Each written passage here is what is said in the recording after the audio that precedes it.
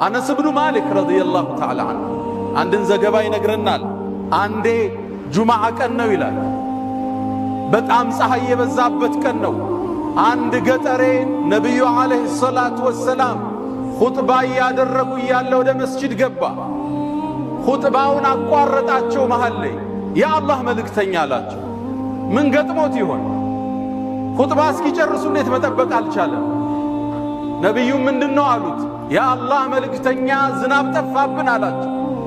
አዝርዕት ደረቀ፣ እንስሶች ሞቱብን፣ አላህ ዝናብ እንዲያወርድ ለምኑልን አላቸው። ያ ንጹሕ እጅ ወደ ሰማይ ተነሳ። አላህ ሆይ ዝናብን አጠጣና። አነስ የእሳቸው ሰሓባ ምን ይላል? ሰማዩ ጽድት ያለ ነበር እንደ መስታወት ይላል። መሃል ላይ ግን የተበታተኑ ደመናዎች መጥተው ከአናታችን ላይ ሰፈፉ። እየሰፋ ደመናው መሄድ ጀመረ፣ እየተለጠጠ መሄድ ጀመረ። ነቢዩ ዓለይሂ ሰላቱ ወሰላም ኹጥባውን ጨርሰው ሳይወርዱ ዶፍ ዝናብ መውረድ ጀመረ። ከኹጥባው ሲወርዱ ጺማቸው ውሃ አርግዞ ነበር ዓለይሂ ሰላቱ ወሰላም። ሳምንቱን ሙሉ ፀሐይ አላየንም ይላል ዝናብ። በሳምንቱ ነቢዩ ዓለይሂ ሰላቱ ወሰላም ኹጥባ ሊያደርጉ ወደ ሚንበር ሲወጡ ያ ግለሰብ አሁንም ወደ መስጂድ ገባ። ያ አላህ መልእክተኛ አላቸው። አሁንስ ምን ገጥሞት ይሆን? ያ አላህ መልእክተኛ ዝናቡ ገደለን አላቸው። ይቀነስልን አላቸው ነቢዩን ዓለይሂ ሰላቱ ወሰላም። ነቢዩም ዓለይሂ ሰላቱ ወሰላም እጃቸውን አነሱ። ዝናብ መልስልን አይባልም፣ ጸጋ ነው ዝናብ።